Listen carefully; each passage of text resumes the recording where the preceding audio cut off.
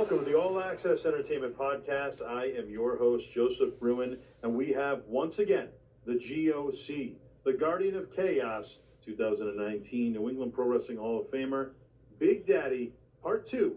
Welcome back. Thanks, Joe, for bringing me back for a Part 2. Part 1 was a lot of fun. I greatly appreciate it. Pleasure to have you here. There was a lot to cover, and, we're going to do it. So let's dive deep into the continuation, the history of your career and what you've accomplished thus far. So let's go back a little bit. Road stories. You had a great road story on Part 1, of course, with Junior Pt.2. What other road stories or behind-the-scenes stories do you have, if you can maybe pick another one, something that the fans would not know about, something you could be backstage or on the way to a show, on the way home from a show, anything else, that you have story-wise?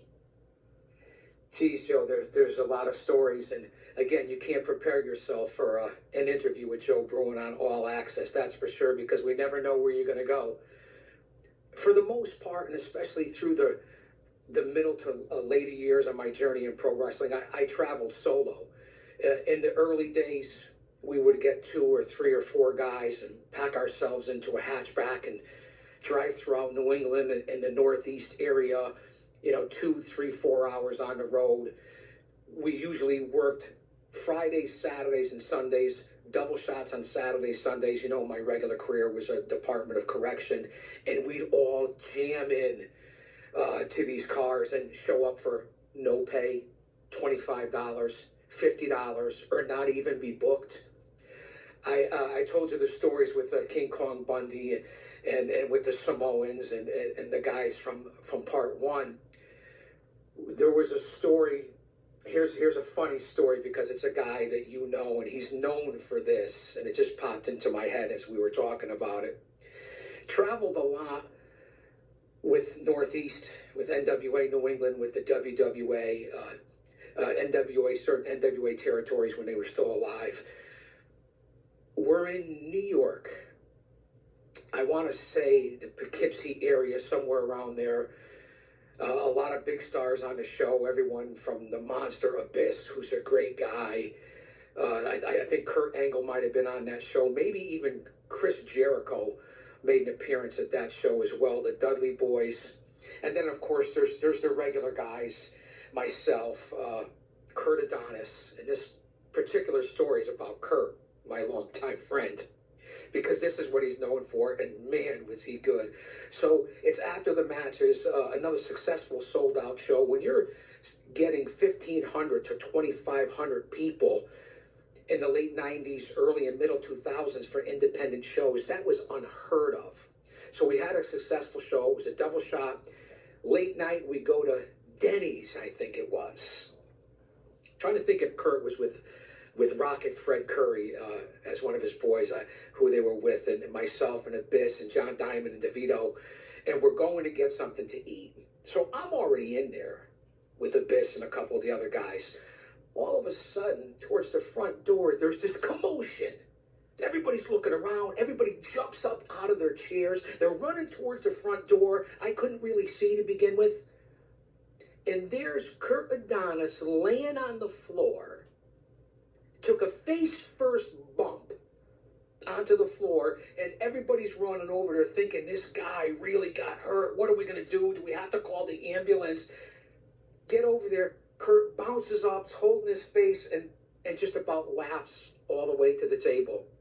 He sold it and made it so believable.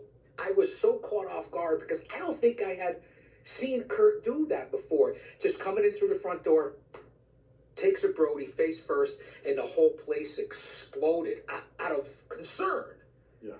So that was a road story that I'll never forget. Kurt was quite the character, and he's going on to do great things, but I'll never forget Kurt, and he's known for that. The infamous, I'll call it the Flintstone flap. Yes. Like Bugs Bunny said back in the day, he took a Brody, and again, he sold it like he was going to get taken away by the ambulance.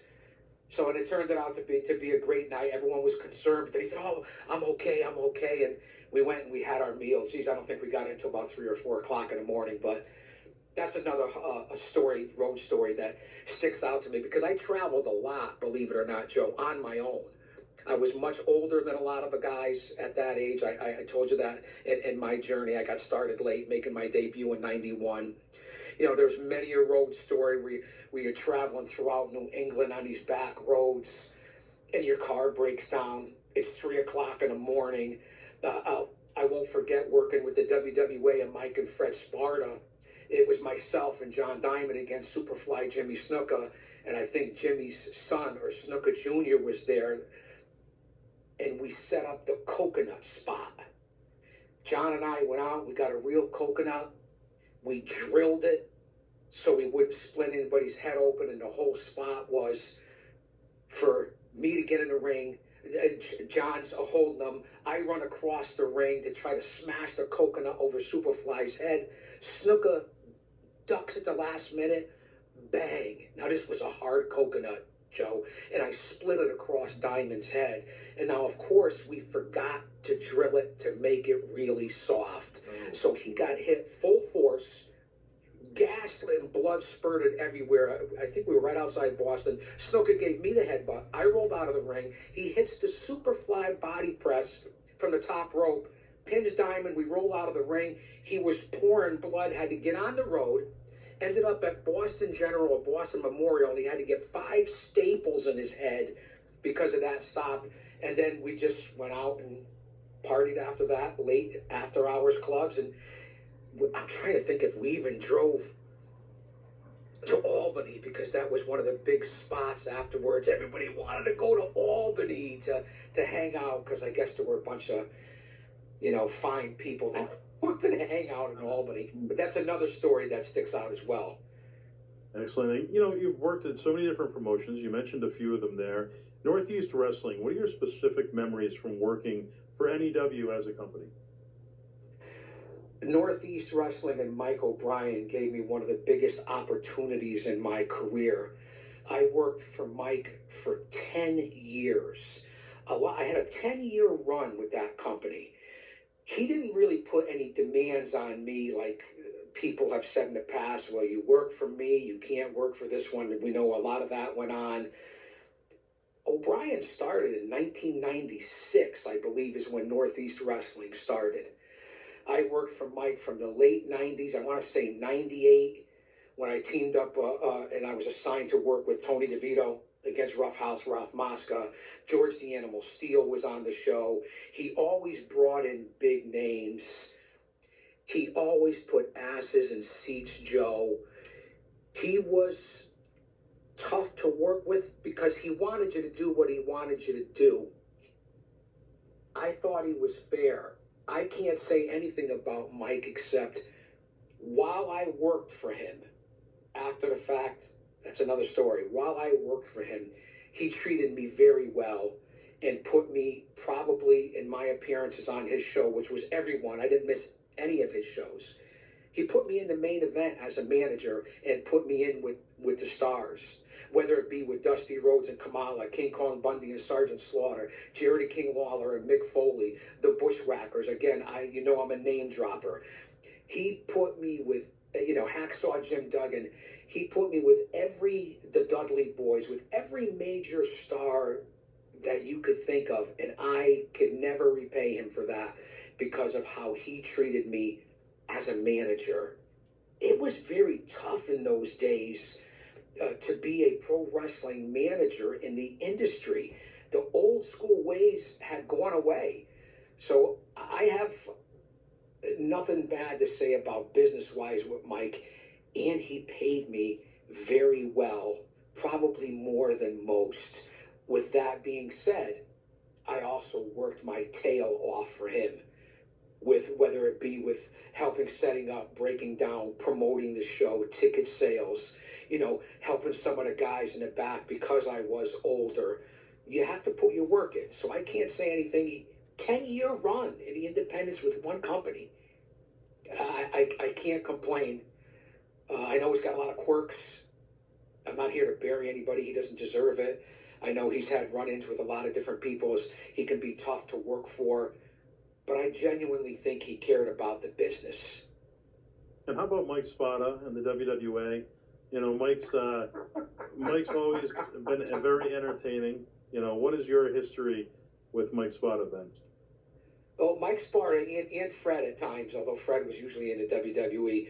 Mike Sparta was a crazy son of a bitch. He was a good man. He's another guy that made sure he paid me what I felt like I was worth. It was, again, it was very tough as a manager. He booked me off and on his shows. He put me in the main events as well because I brought a different mindset as a manager.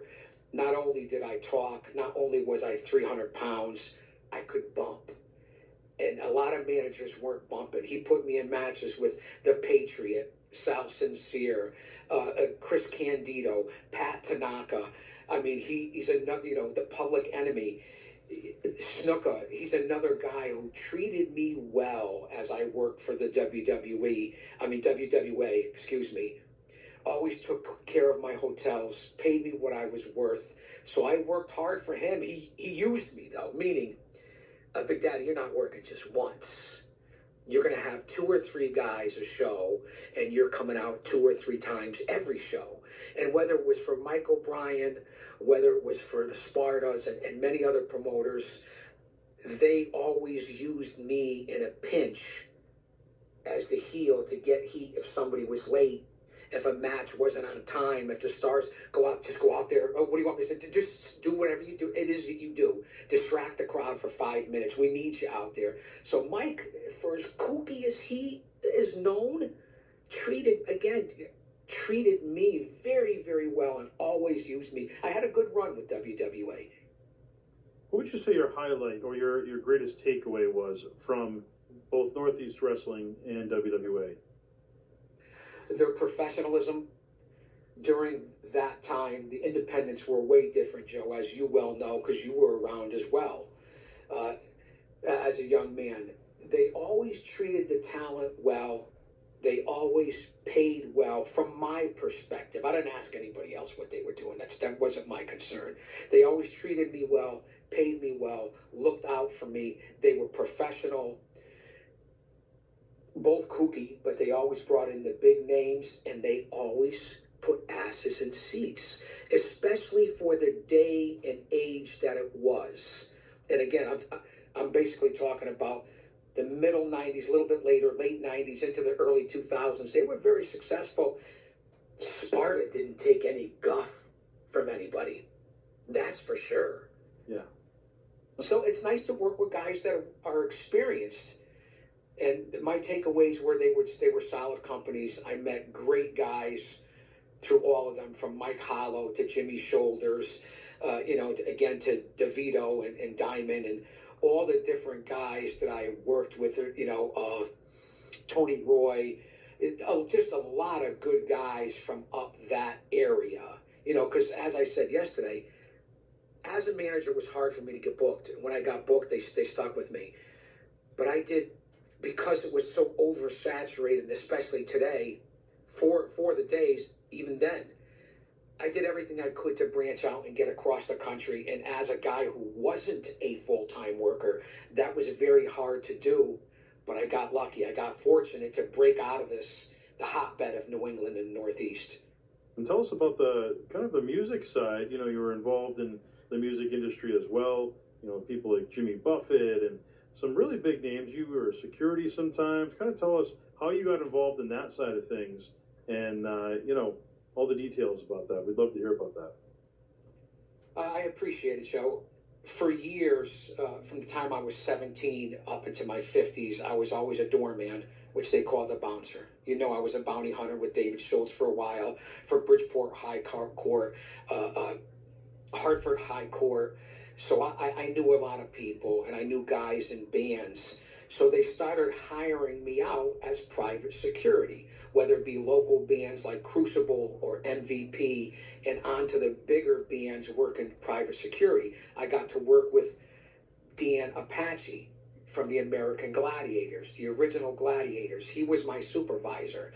So he had venues around the Northeast, along with Melvin Black from Event Pro Incorporated. And then I got into working at places like the Meadows So I was always assigned backstage. I even worked security on a double shot weekend at conventions for John Cena in 2004, to meet Cena back then and to see how genuine he was, and he's so relevant now, to be his personal security for that weekend. I'll never forget it. And this was early Cena, 2004.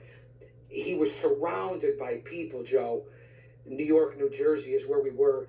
And, these kids would come up to him and ask him, hey, could you talk to my grandma? Could you talk to my mom, my brother? Cena would take the time with hundreds of people around him, had to keep everybody away from him, and he would get on the phone and start talking to people's family members. That's how genuine he was. He even got into it with the local kids, a local rap battle.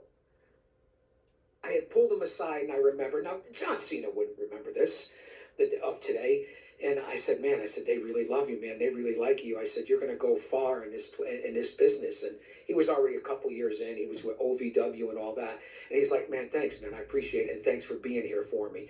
Couldn't find a nicer, more friendly guy. But back to the music industry, I was lucky enough to work the dressing rooms and walk them back and forth to the stage, wait for them on the side, to everybody from the Steve Miller Band to Foreigner to Metallica to Jimmy Buffett to Madonna, LL Cool J, Slick Rick, De La Soul.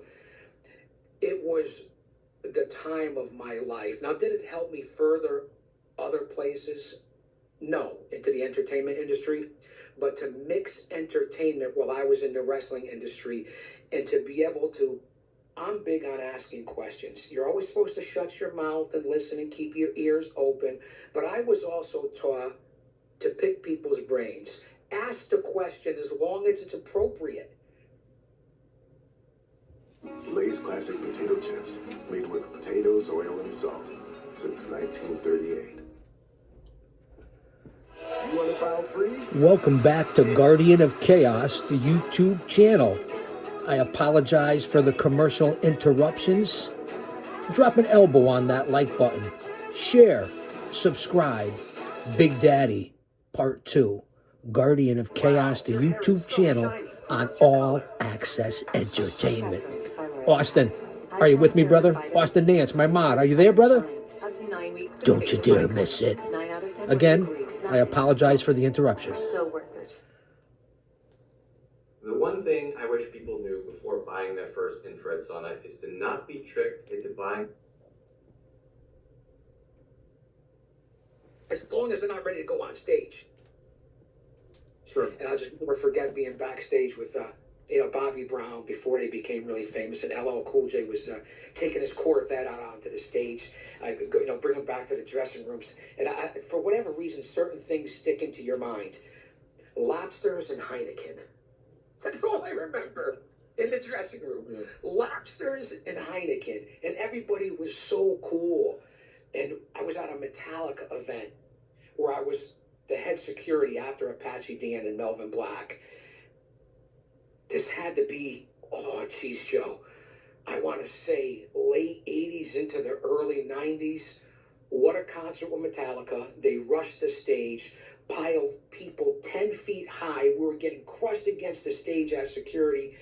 Probably saved a good 4 or 5 lives that night, pulling them out. They ripped open the chairs. And I'm not proud of this part, but we were getting assaulted. And we must have taken out and dragged out about 20 to 30 patrons, dragged them out of the venue and threw them onto the police bus that was waiting right there.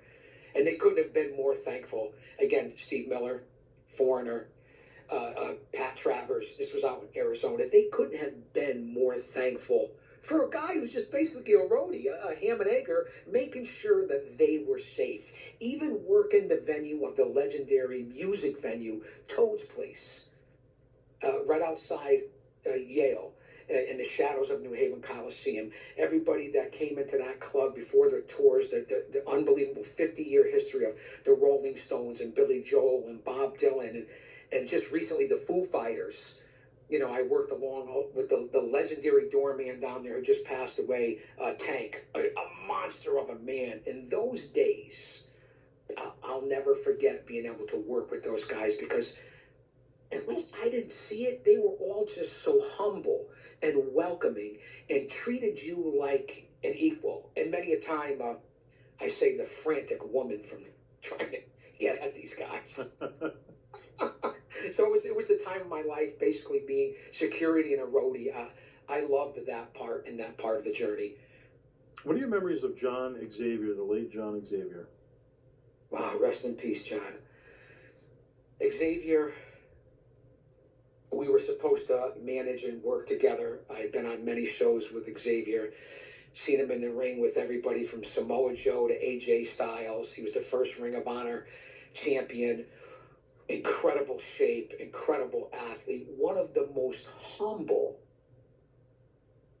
gentlemen that you can ever imagine. He was very down to earth, he was very humble, loved and respected by his peers, and the guy could work like you wouldn't believe. Even back for the day, Xavier was ahead of his time. That 450 splash from the top rope, and then to the outside of the ring, through tables. I have him on all kinds of videos. A man who went way too early, and I loved John, and he was great to me. What a talent. Now, all the promotions you've worked for, if you had to choose one, was there a favorite over the years? Well, working for NWA New England and working with Tony Rumble was a great time. He treated us with respect. I loved Tony. Working with Mike in Northeast, again, treated me well. I have nothing bad to say as far as the business part. Sparta treated me well. Listen, Dennis Corluzzo, the few times that he used me was very kind. Gave me respect. Even going to places like Iron Mike Sharp School back in the early 90s. I think it was Rocky Jones might have been the lead. Going to Gino Caruso's at Lake Hiawatha. ISPW, the Superstars of Wrestling. Going, and I briefly touched on it yesterday, Steve and Larry Glagorovic, a.k.a. Heaven and Hell, the twin turbos from Chicago who are now in Arizona, they treated me like gold when they brought me out to Laughlin, Nevada. They brought me out to Bullhead City, to Chicago, to Las Vegas, to Hammond, Indiana. And again, just happened to meet them through, and got to meet Justin Roberts at that time when he was 19 years old. And Dale Gagne, who was the promoter at the time and tried to take over the AWA Superstars. I loved working for them. And again, Joe, for a manager, it was unheard of to travel the country on their dime. The illustrious Johnny Stewart treated me like gold. I was lucky enough, along with Justin Roberts and the Glagorovics, I call Heaven and Hell the Twin Turbos, who worked in the WWE, worked with every star you could think of. I even got a chance to work with and be on the same events out west with Steve Iceless, the strong man, who we just saw on WWE with Haku on John Cena's last match. I mean, Steve, the Navajo warrior, strongman competitions, met him when he was a young man, and to see him now, he's just a beast. And those relationships, and we were lucky enough, and I want to say we went to a Bally's opening in Brooklyn with The Rock. We were there to perform inside the Bally's Fitness Center. Now, I don't know if it was Jeff Rocky Hahn, or if it was Tony Myers, Leatherface there from Japan. Tony, a great guy. I don't know, I think it was their ring that we used. We all converged from the Midwest, from the East, and we all went into New York City with The Rock. 7,000 people showed up at that Bally's, maybe closer to 9,000. They had to shut down the streets. I had the photos. We thought The Rock was going to perform in ring. Again, this got to be early 2000s. Justin had mentioned it, Justin Roberts, in his book, Best Seat in the House. He had put me over in his book about, and he's talking about the experience of being there with The Rock, being able to meet him, take photos with him, he was supposed to do an in-ring interview where he was supposed to perform, but The Rock at that time was becoming huge. He didn't have time. So we were able to sit around, get photo ops. The Rock was a genuine guy long before he became who the man he was. So those guys got to do events like that. And it was just an insane day. in the cities for that Bally's opening. And again, that's where it opened the door to meeting guys like Justin, to meeting guys like Johnny Stewart, for Dale Gagne, who was trying to buy the AWA Superstars and take over the name, which he successfully did, and ran a lot of shows out there and brought in a lot of stars, although some imitation stars. That led to me working with, as I said in part one, to guys like Terry Funk, and I could never repay those guys. I loved working outside of this area, was lucky to get the opportunity. I thought that was really going to take off, and that's where I told you yesterday where Bundy gave me the receipt. That was out in Yes. So working with those guys were great. Joe, I know I'm rambling on here. I feel like the Allman Brothers, but throughout my journey, because I was a manager, I had to work for any company that would come across. So I worked even locally for Connecticut Championship Wrestling, Connecticut Pro, Assault Championship Wrestling, Defiant Pro, Acid Championship Wrestling. All the different groups are around here. It's been a journey, and I can't say anything. Yeah, there was some garbage, and the security background got me into a lot of other things. Being able to work for ECW when they came into town, when they were insane, with Atlas Security, which led to other opportunities for me. So I can't complain about anything. I'm the most blessed guy to ever to have this wrestling journey, especially as a pro wrestling manager. It's unheard of. Yeah. So I'm blessed. I'm fortunate, Joe. And tell us about Atlas Security. How did that come about? Well, another longtime friend of mine, Bulldog Blansky, who was a local independent guy, and he ran the book for some local groups. We happened to just show up at one of the armories, knew a couple of guys, needed security desperately because it was jammed up. Put an Atlas shirt on you and put you in the crowd, and you're walking the guys back and forth in ECW to the arena. So it was a great experience while still being a performer myself. I'm not one of those guys that's going to turn down. You don't need to be in the main event. You could help out selling tickets. You could help out with the video camera. You could help out with commentary, security. That's what you're supposed to do to earn your way in this business. If you're just going to show up and think you're a big enough name to put people in the seats, well, then you may not make it in this business, man. You got to be able to wear, and that's where I was valuable, to wear 10 different hats, and I wasn't above doing anything. You need something from me, you ask me to do it, I'm going to do it. And it was an infamous night, the very first time I worked with Atlas, who was a great group of guys I stayed in touch with for a long time. The Dudley Boys were there. Oh, yeah. Oh, and you know how they were, and they picked out this girl in the crowd. And man, did Bully Ray, I can't say it on your show, did he go to town on this girl about Devon and this, that's another story for a different show. Incredible, wild. It really was an experience, and I'm appreciative of that. Bulldog Blansky, that takes me back, Bob Inotrio was his name, I believe? Bob Onofrio, good friend, longtime friend of mine. So Bulldog Blansky was on my very first wrestling event. So I was with UCW as a ring announcer in 1998. I remember UCW. Yeah, I was there, and that's where I got my start as a ring announcer.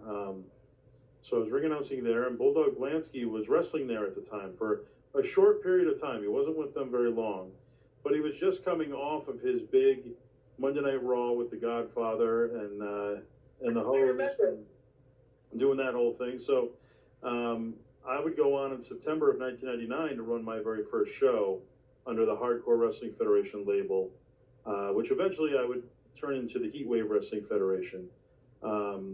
But hardcore was so big in that era, you wanted that in the title, you wanted that involved with pretty much everything back then.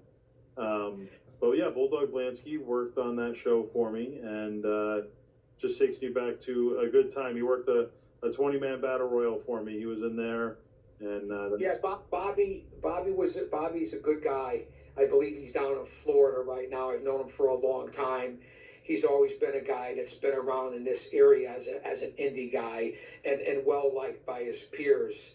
The performance-wise, he didn't get where he wanted to go, but there were many a times in the local area that we ran into Bulldog and we traveled together, and he always had that shoot job, so he could never stay out late, and I was known for staying out late, so probably kind of drifted to the side, but he had his mark here in the New England area, trying to help a lot of people out, just like guys like the Hungry Man, aka Jeff Connett, who ran Connecticut Championship Wrestling and did his own talk show here for years. Also was lucky enough, he appeared with D-Generation X on WWE, same sort of spot like Bulldog did with the Ho Train, but he was security with DX at the day. So that's two local guys involved with local cable access that I know from the area that were good guys, that were talented in their own right. And to be liked by your peers, whether it's locally or in the major leagues, that's an important thing. Yeah, absolutely. You mentioned on part one, like you just mentioned now, it was a big part of getting the names out there of the local talent, because of those local shows that you would see on public access.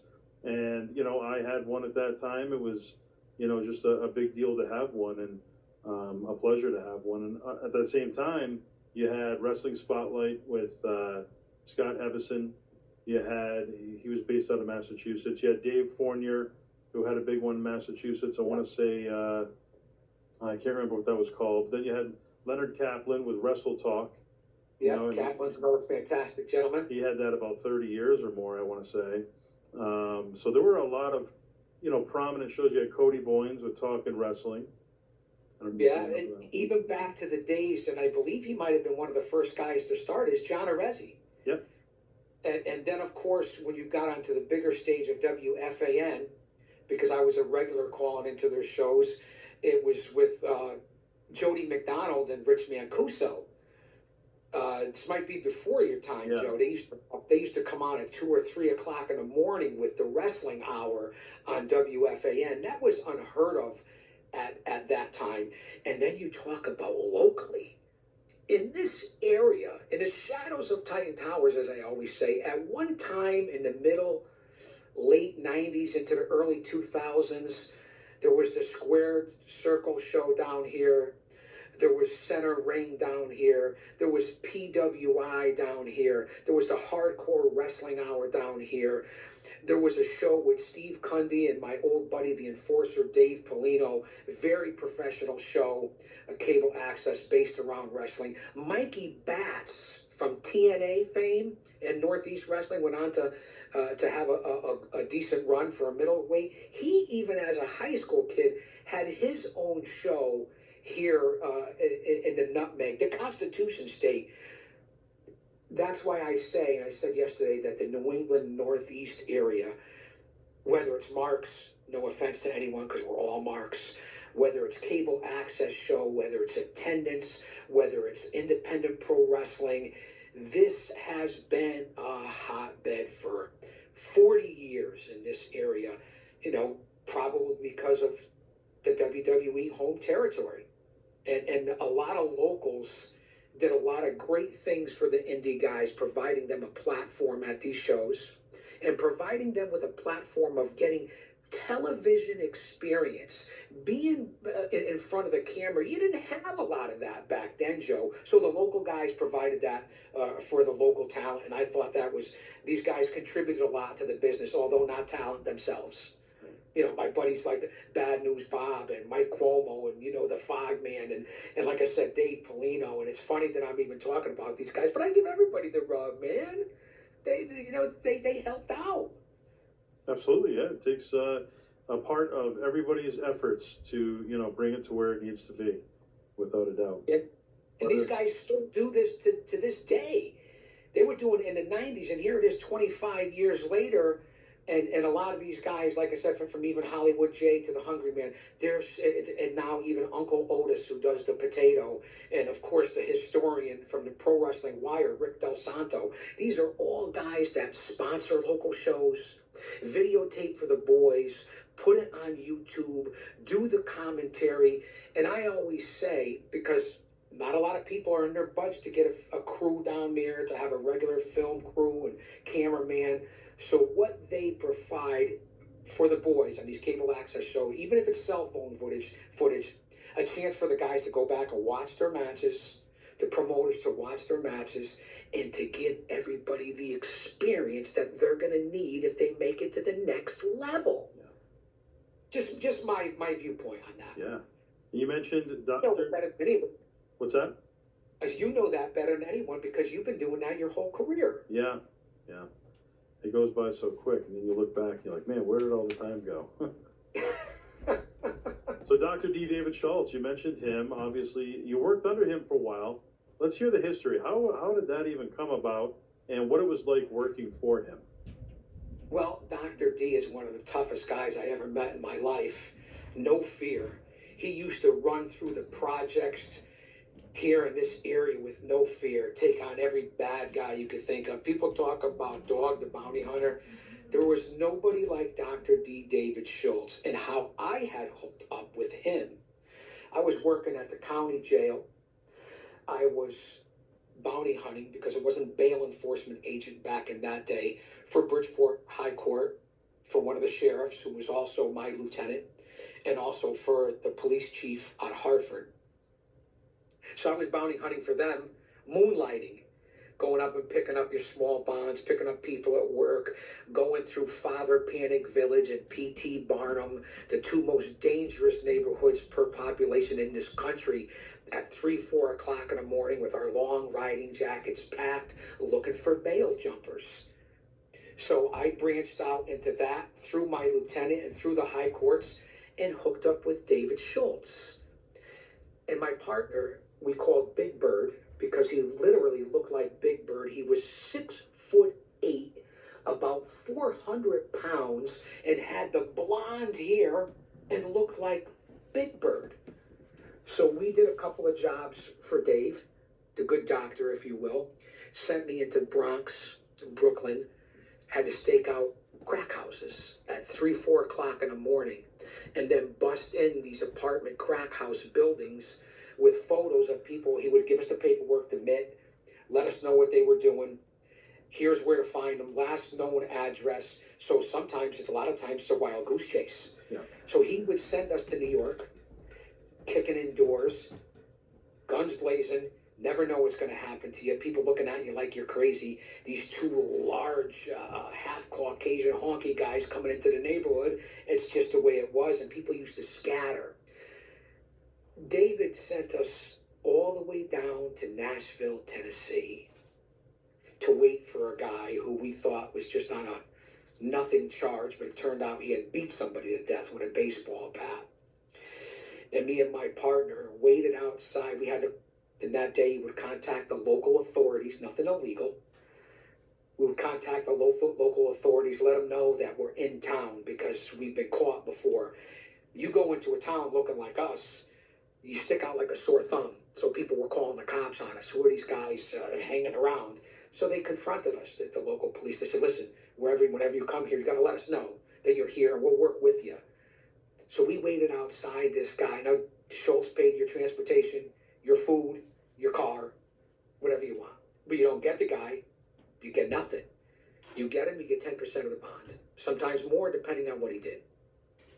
We waited outside this guy's house for 4 days, Joe. 3-4 o'clock in the morning, he came in all drunk one day, one night, one early morning.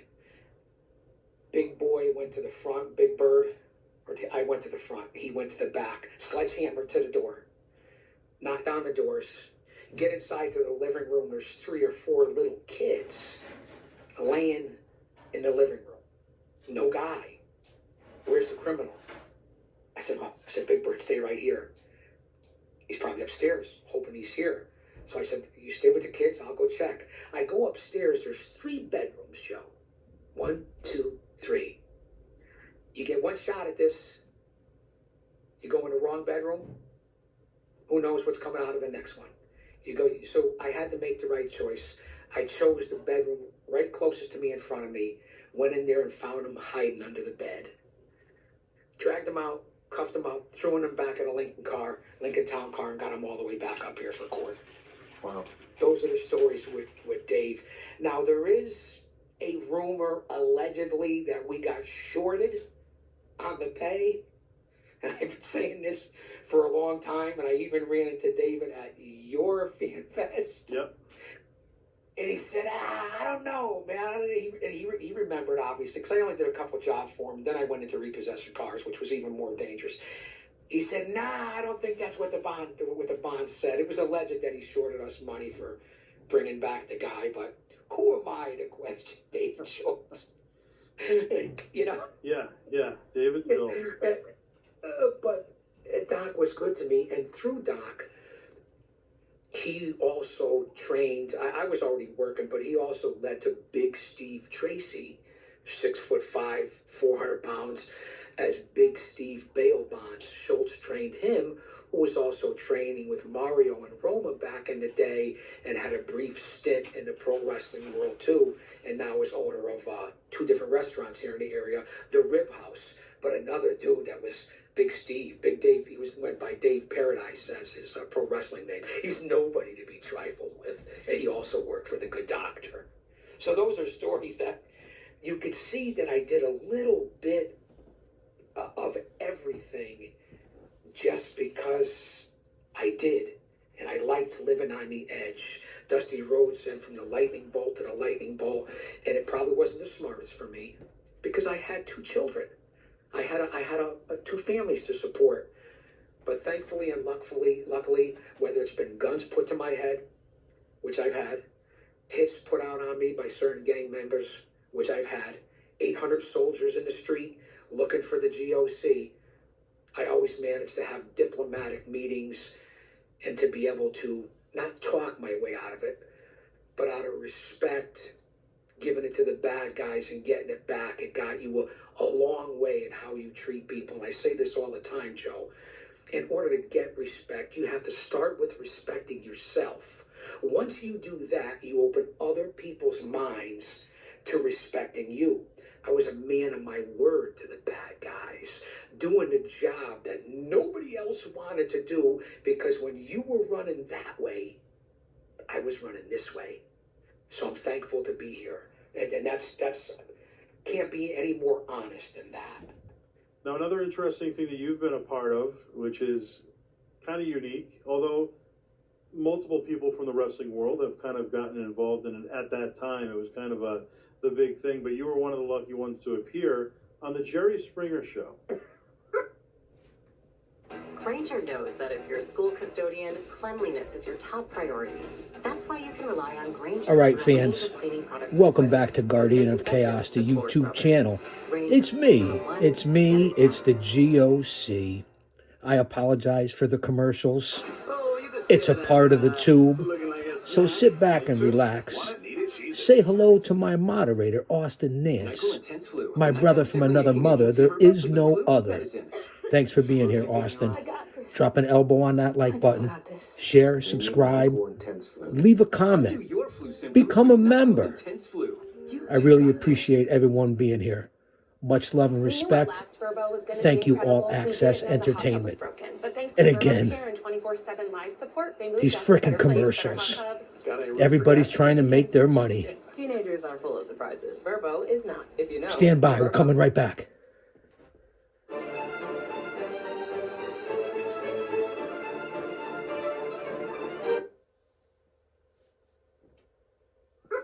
And at that time, the Jerry Springer Show was, it was so hot. I mean, that was the big thing. It was. Everybody wanted to see the fights and the brawls and the drama. Take us back, that whole process. So how did you get booked for that? How did it go while you were there, and the whole story? Number one, it was a great experience. I signed an NDA back then, but Jerry's long gone, and Steve has his own show, and the guys that I was on there with, they're long gone. I got contacted by Toby Yoshimura, who was the producer for Springer. I was sending my tapes, as I said, all over the country, and he got one of my wrestling tapes from promoters out in the Minnesota and Wisconsin area, because they were filming at that point in Chicago. So Toby Yoshimura found my contact information through wrestling videotapes, and contacted me. Okay. I was like, wow. They said, well, would you be interested in coming out as a guest? And again, I'm in law enforcement at that time. I have 2 kids. And I said to myself, sure, what does this entail? And I'm going to expose, and right now, it is what it is. It's been exposed already. They're not putting out anything that's not been known. They said, well, I said, well, I have a couple conditions because I do have 2 kids and I work in law enforcement. And they said, all right, we'll give you 4 different storylines. They gave me 4 different storylines. Now, this was in the crazy days of Springer when he was still in Chicago. Yeah. So they gave me 4 different storylines. One was to be a gay biker at a campfire scene. I thought, I can't do that. Nothing against that community, but it just doesn't fit with what my law enforcement background is and my children and this and that. So I said no. So they gave me another scenario.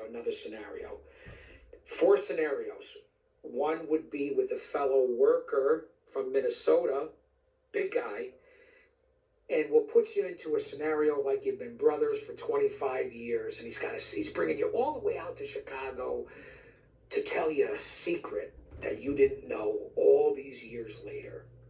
And I said, okay. At that time, I was working for the Big Daddy Clothing Company out of Malvern, Pennsylvania. The deal was I didn't have to pay for anything. They gave me the Big Daddy clothing, and as long as I wore it, I would be sponsoring them, and they would sponsor me. Now, they had everybody from Emmett Smith to major rappers to Michael Strahan to Kevin Nash, that all worked for the Big Daddy Clothing Company at the time. At the time, I was 330 pounds, so it worked out great. I said to Toby, can I be on there as Big Daddy? I want to promote myself and wear the clothing. And they said, yeah, sure. So they send a limo, again, top notch. They send a limo to my house to pick me up, to take me in the airport. Not just a small limo, a stretch limo.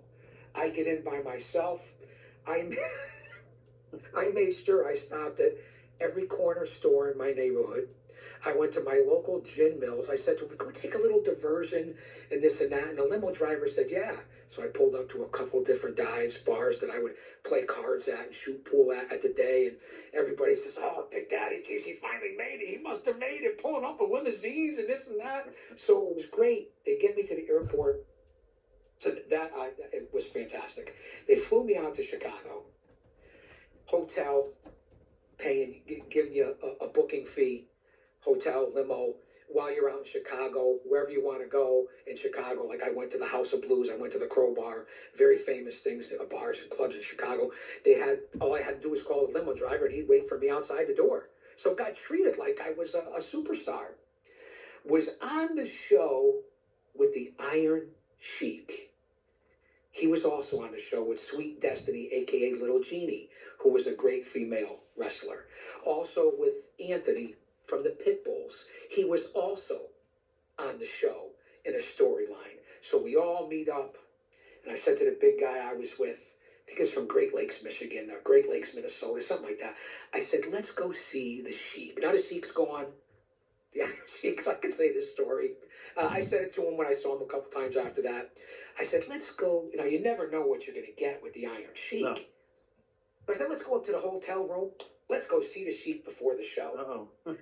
So me and the big boy, we go up to Sheik's room, knock on the door. Sheik says, come on in, come on. I can't imitate his voice. Now his eyes are crossed.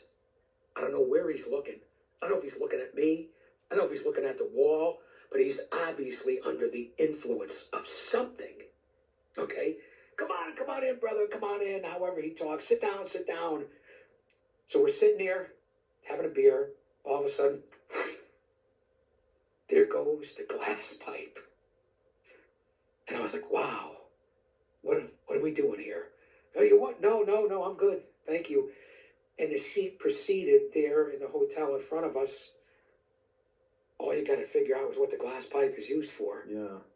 That's what the Sheik was doing. Again, rest in peace, no disrespect. I'm not trying to slander him. I love the Iron Sheik. He was great to me, but I'm just presenting the facts.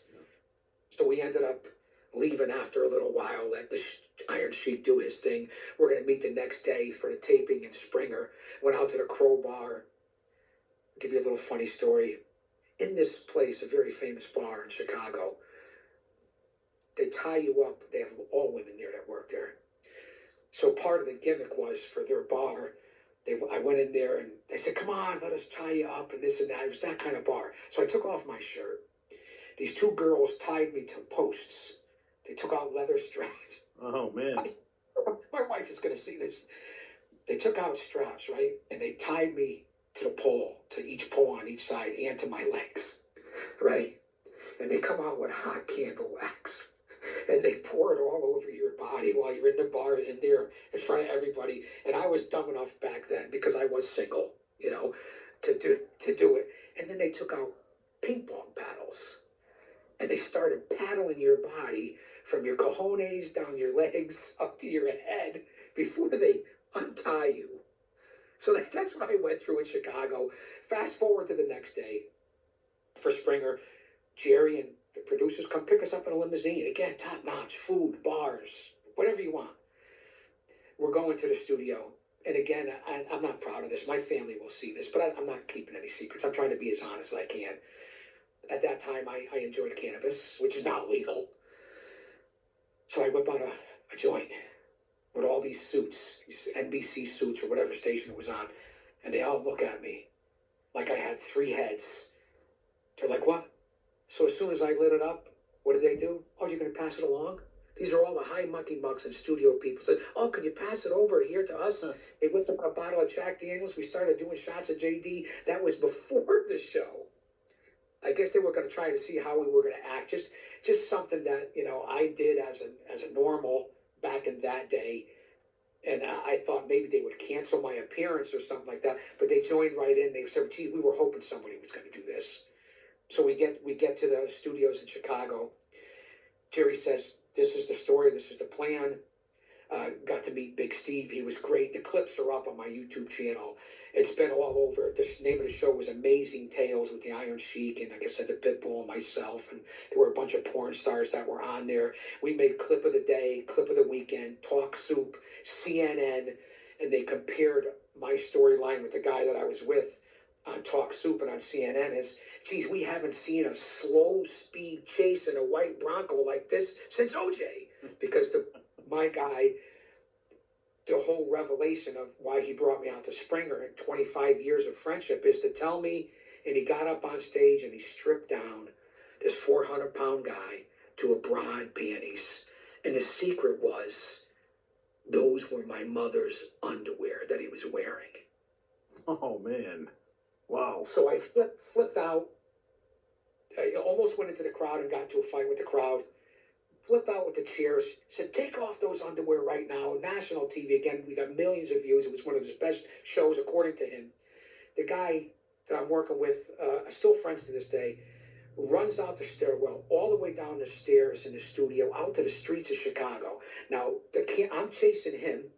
Big Steve is chasing me, ripped my shirt, and the cameras are chasing Big Steve all the way down the stairwell to where I'm trying to grab and pull the bra strap off him. It was an incredible experience. Again, I almost got into a fight with the audience. Jerry was great. Big Steve was fantastic. And again, because of it, I got so much exposure going to Talk Soup when it was big, and then they even broadcast it on CNN. And I was able to get Bulldog Blansky. Joel Davis ended up being on there, who's from your Hall of Fame. I ended up getting Justin Roberts booked on Jerry Springer. And that's where he puts me over in his book, talking about, you know, being in Indiana with Terry Funk, because I was calling Terry out during the night to be in a match with him and Tommy Capone. And Justin, you know, obviously gave me big respects. I'm so humbled by that, to put me over in his book and say that if it wasn't for Big Daddy, I wouldn't have had that Jerry Springer experience. So I know it's a long, dragged out story, but what a story. Yeah, absolutely. I remember another New England Hall of Famer was on there, referee Peter B. Yeah. Try Formula 44 from Vicks, the cop silencer. Vicks scientists. Once again, fans, we got to pay the bills. The bills come first. So I apologize for the commercial interruptions again. Austin, are you still here? Are you still with me? Guardian of Chaos, the YouTube channel for Chaos Corner and All AllAxxess Entertainment. Drop an elbow on that like button. Share, subscribe, leave a comment. And again, I apologize, but the bills have to be paid. Everybody's got to make a buck. Everybody except me. Enjoy the show.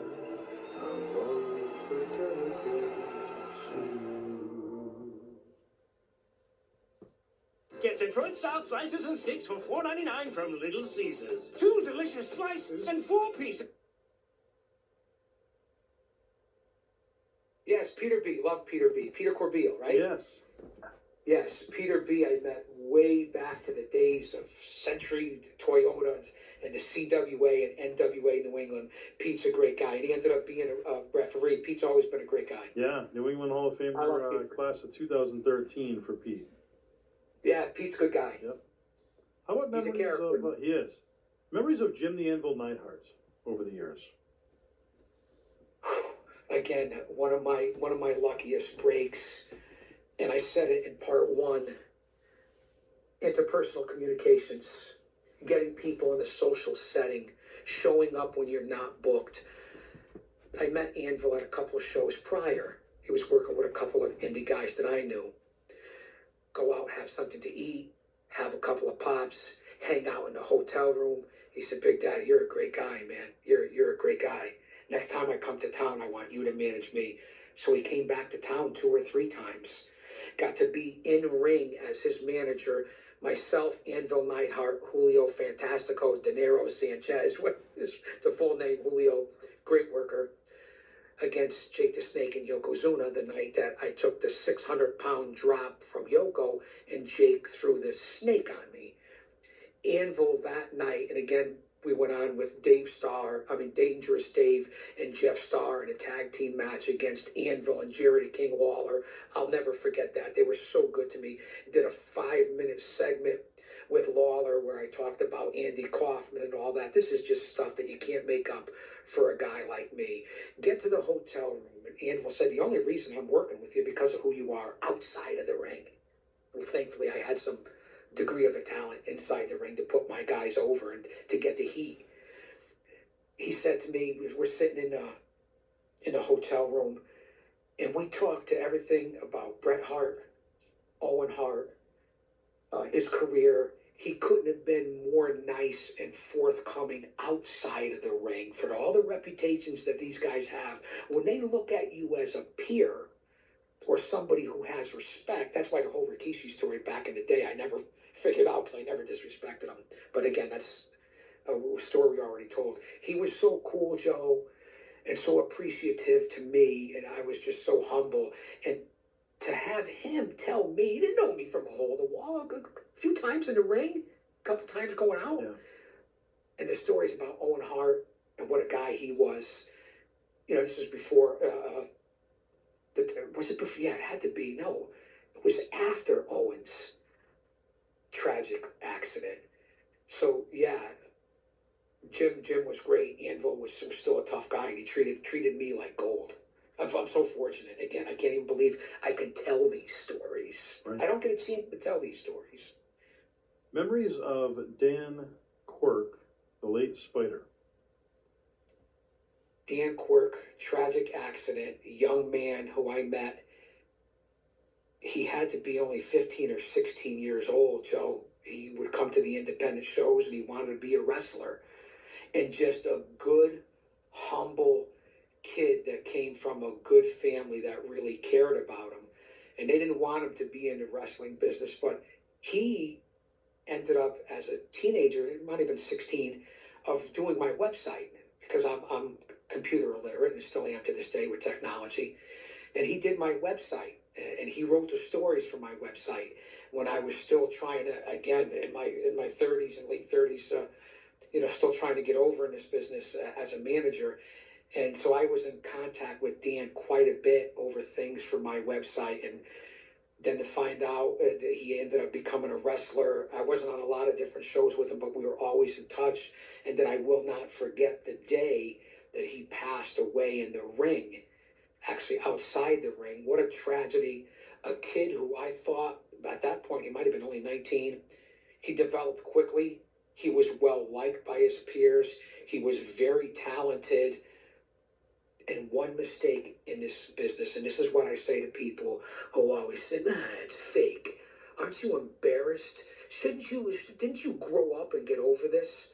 There's nothing fake about it. You have the balls, get in a ring with a preliminary guy or a student for 5 minutes and tell me how you feel. Tell me if you can do it. Tell me if you can make these moves, and then I'll tell you how fake it is. And that's what happened with Dan Quirk and many, many other guys. One wrong move, one wrong bump, and you could die, you could be paralyzed, you could be crippled. And that's why when people say to me, fake, I say horseshit. There's nothing fake about it. It's predetermined physical opera, but you either get in there and take the punishment or the beating, which most of you out there don't and can't. You really have no right to say anything. It's a dangerous, dangerous sport. It's year round. There's no off season. And it was an unfortunate incident with Danny, rest in peace, because I think he would have been something. Oh, So yeah. yeah, without a doubt. I remember ring announcing Dan at different shows, not too often, but I ring announced him a few times. Powerhouse Wrestling, I want to say UCW, and I remember him hitting he was probably 18 at the time, and he hit a moonsault off the top of a steel cage, with ease. And I mean, he was phenomenal for his age, Like you said, he was up and coming, and I think a match that would have been amazing to see. I don't know if it ever happened. I don't think it did, but I would have loved to have seen him and Dylan Cage lock it up. You're reading my mind. I just thought the same thing 30 seconds ago. That would have been a cool one, But Dan was a great guy. He It really hit the community hard. Yeah, It hit the wrestling community very hard when that happened. it did. Yeah, he was 19 when he passed. He was from Shelton, Connecticut, and Yep. I was there at his wake, and I mean, what a outpour of support.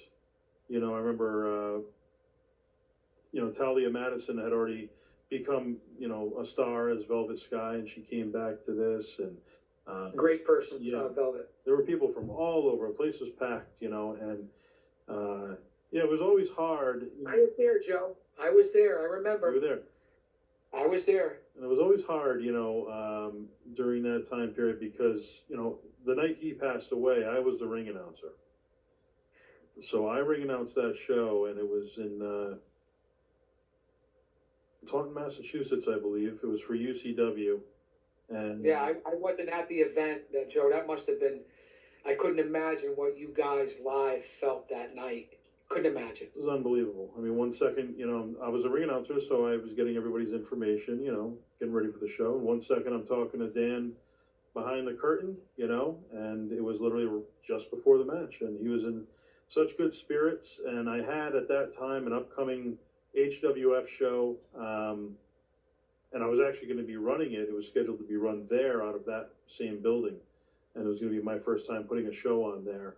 And Dan was so excited about it. He was booked for the show, and he gave me some papers that were printouts of, I believe it was of his website, and it was just advertising upcoming appearances. And I still have that paper to this day, and it says upcoming appearances, and my show's listed on there, HWF, which would have been, I don't know, maybe 2 months after he passed away or something like that. And I still have all his work downstairs in Chaos Corner. I'll have all his work that he did for me. yeah. Obviously, I'll never get rid of it. Yeah, but Dan was such a good guy, and just horrible, what happened there. Well, thanks for bringing him up, Joe, and keeping his memory alive. I appreciate it. Absolutely, and it needs to be done, without a doubt. So transitioning back into some of the stars you've worked with over the years, you mentioned Jerry the King Lawler and Sergeant Slaughter and Yokozuna and Jimmy Emil Neidhart. Specifically, Jerry the King Lawler. Any interactions with him? What was it like working with him? Oh, again, very fortunate. I was able to work with Lawler numerous times, whether it be with Slick Wagner Brown, like I said, Dave or Jeff Starr. We actually even did an autograph session together where it was just me and Lawler signing. What a joke that is! You know, everybody was in Lawler's line, and I was just looking at myself, but was just honored and privileged to even be asked to be next to him. He again, a guy who's people have differing opinions on the King. He treated me again so well, gave me the spots where he wanted me to come in and get the heat, set up my spots for me in the match. And one of the most memorable moments was working with Slick and with Lawler and Mick Foley as the special guest referee. He was always nice backstage, always willing to talk, broke bread together. The things I remember about the King, treating me nice, telling me, now when you hit me, Big Daddy, lay it in. You're only going to get a couple chances throughout the match. I want to feel it. Don't hold back. He goes, because if I'm going to get you, I'm going to get your guys, you're going to feel it. A lot of people think that the King works light and he wants to work light. But in my experiences, he told me, I'm going to lay him in, so I need you to lay him in so I could feel it when we're doing the spot. So I'll never forget that part of Lawler telling me that. And then, going out to eat like all the boys do afterwards. Jerry was very particular when he went out to eat and when he went out to the restaurants. And he wasn't shy about if he didn't get the right order or it was the right way that he wanted about saying something to the waitstaff or sending it back. Or, again, very straight-laced guy and treated me like an equal. Very, very indebted to the King for allowing me to work with him. And then one of those nights, again, working with Mick Foley, working a couple of times with him, gave me the biggest compliment in my life. He said, Big Daddy, the night before I was in this town, he goes, the manager was the Shiznits. He said, I haven't worked with a guy on the independents or in the business in such a long time that made it easy for me to do my job. You made it easy because of your persona of what you're doing out there as a manager. Could you imagine Mick Foley years ago saying that to you as an independent pro wrestling manager? Yeah, right. Again, say what you want about Mick Foley. I could care less about what he does in his personal life. But to me, I was like, wow. Yeah. Just wow. Out of all of your experiences, whether it be those wild appearances on Jerry Springer or, the bounty hunter work or, working in the pro wrestling business or the music industry, whatever it may be, if you only could pick one, what would your number one choice be? Like, what do you think, which direction would you go if you can only choose one? You got to eliminate the rest. Very fortunate, humble, and lucky that I chose prison life, the Department of Correction. I started that when I was 23 years old, long before I ever got into the business as a performer. And it was the smartest decision I ever made in my life for my stability, for a pension, for child support, for supporting my two beautiful daughters, for health insurance, life insurance. I am forever grateful for choosing that career. So that's the bread and butter. That's the reality of it. If I was a big radio guy at one time, started off in radio at 16 as a character known as Sly Bubba Stone on WLNV 90.1 FM. A lot of things I wanted to do, Joe, from music to radio to acting. I was fortunate enough to be in a couple of different independent movies that went straight to DVD. The pro wrestling industry, all of that has been great, but they've all been sidebars to a life filled with bad guys, filled with violence, and being on the right side of that, and serving the community and my family, hence the name of the Guardian of Chaos, because that's what I did for my career, which led into repossessing cars, security, being a bodyguard, bounty hunting. That was the right call. All the rest of that is just entertainment, noise, and distraction on the side. And we can't talk about Big Daddy and the legacy of Big Daddy without talking about PAPW.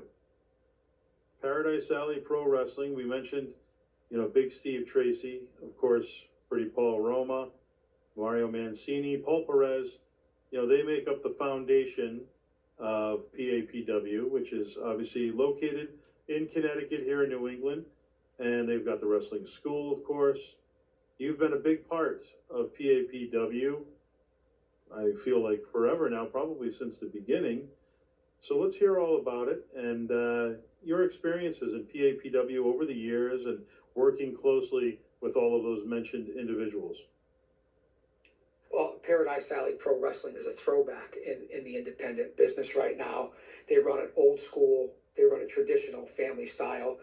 Mario and Roma and I go back like 8 tracks. We go back like a recliner. I met Mario at the Quest facility for Tony Altomore and Kenny Passarillo's Quest, and that might have been 1983. I want to say 84 is when I first met Mario. I met Paul Roma before he was in the business, when I was a corrections officer in a county jail and Paul was a high court sheriff. So that's how far we go back, to the early and middle 80s. And then we broke away and didn't see each other for years and years and years. Knew Big Steve Tracy through the bounty hunter industry. Didn't really know Paul Perez that well. Reconnected with Mario in 1999 through a good friend of ours, Mark Thomas, the Condor, when we worked for the NAWA and Tony Capone, who ran a very successful organization out of New York. And that's hence the commissioner, Bruno Sammartino. Saw Mario at the Westchester County Civic Center. What a great place to have a show. Sold out. Mario worked King Kong Bundy that night, and Bundy actually worked for Mario. So we reconnected her after all those years. Mario almost forgot it was me because I looked so different back then. I went from pretty boy to monster. When Mario got out of the business, I was just getting into the business. When I went to the Quest facility, I failed. I didn't make it. We again lost touch for years, but still brothers. Ran into Mario and Paul Perez and Big Steve, who I knew of through the business of bounty hunting and bail bondsman. He was a local legend, Big Steve. 2015, my daughter passes away. 3 months later, my mother passes away.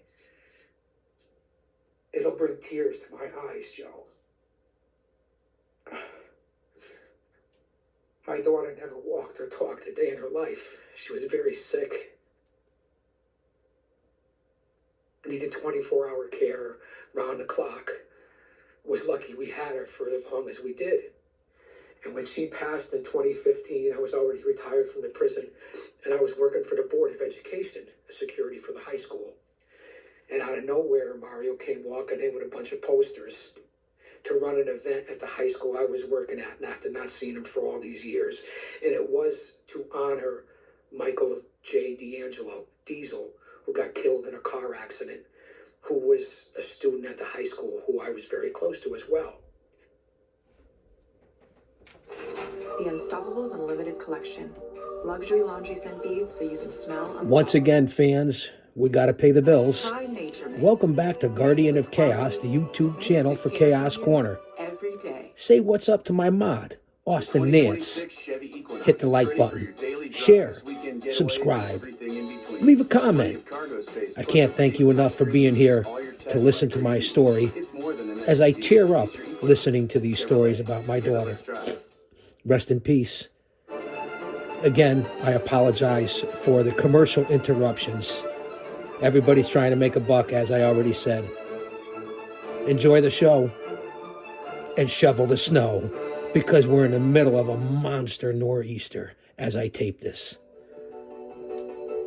Are you and your dog looking for a new build home? Start yours. So they were doing a fundraiser for the D'Angelo family, which became Diesel Mania, which they're now in their 6th or 7th year of doing. And it's even Mania in Paradise.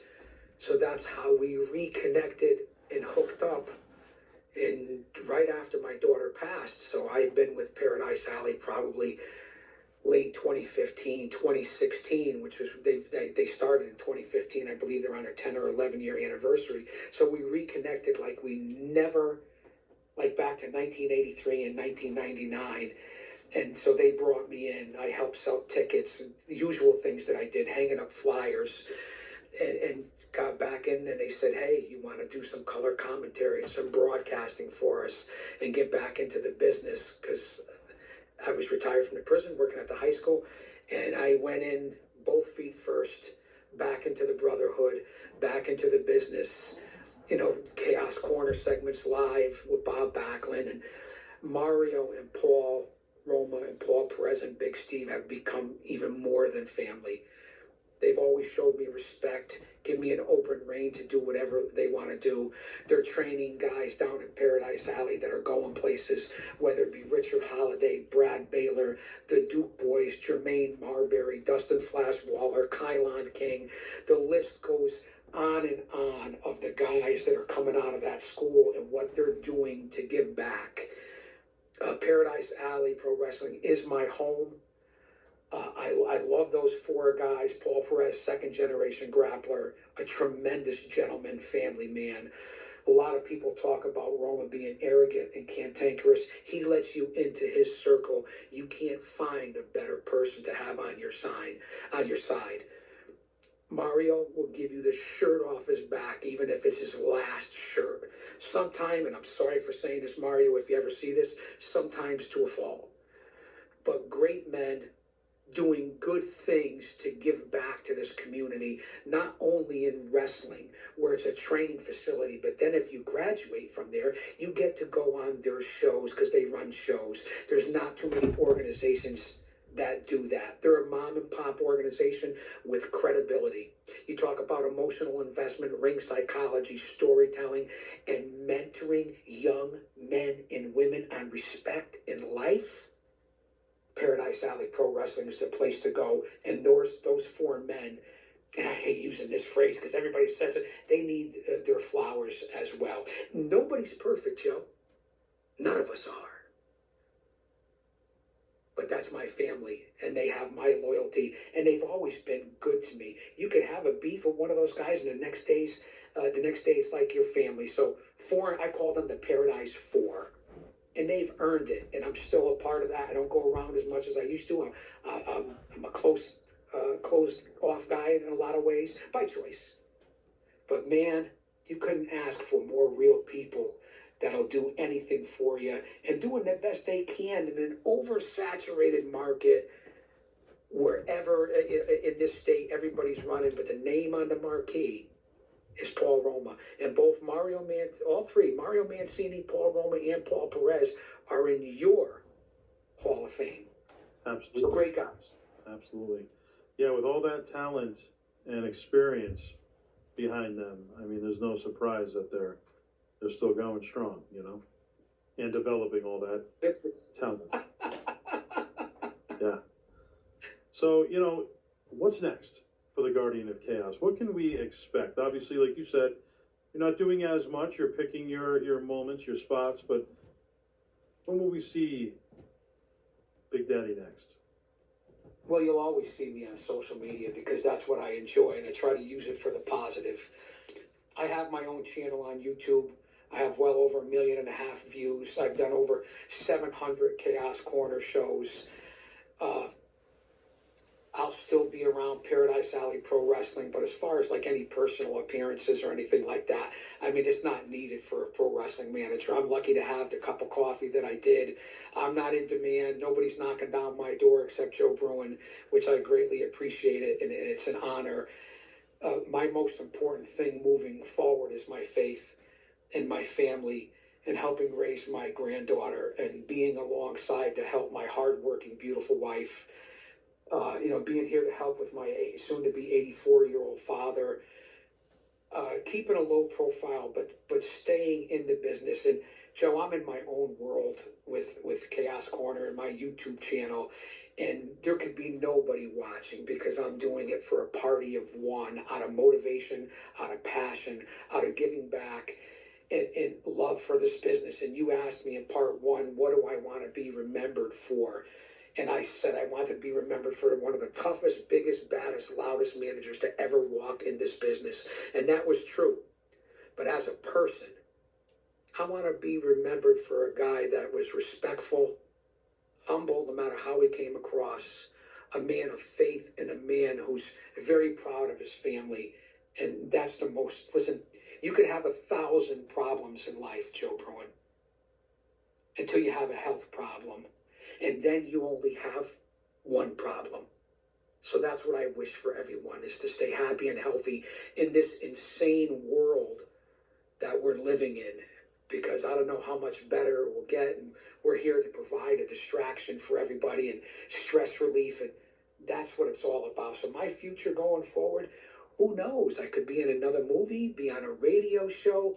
You know that I've been in contact with the president of the Yes Network, Mr. John J. Filippelli.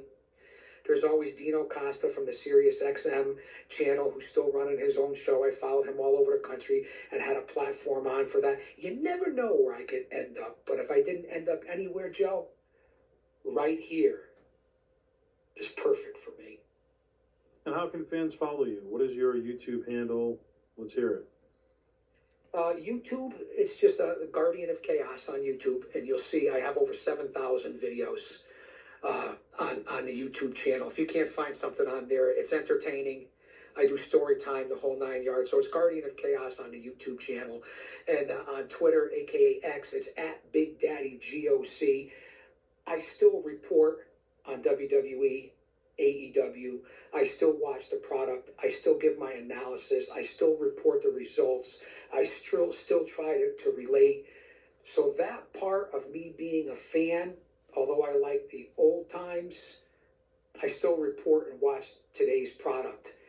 And especially in this area, when you got places like House of Glory, Paradise Alley Pro Wrestling, Beyond Wrestling, Chaotic Wrestling, Test of Strength, Sweat and Tears, I can go Pure Vanguard, I can go on and on and on. New World Wrestling Extreme, there's, Blitzkrieg, there's so much going on in the independent scene. Now, I don't want to attend a lot of the shows, but like I tell everybody, I'm always watching.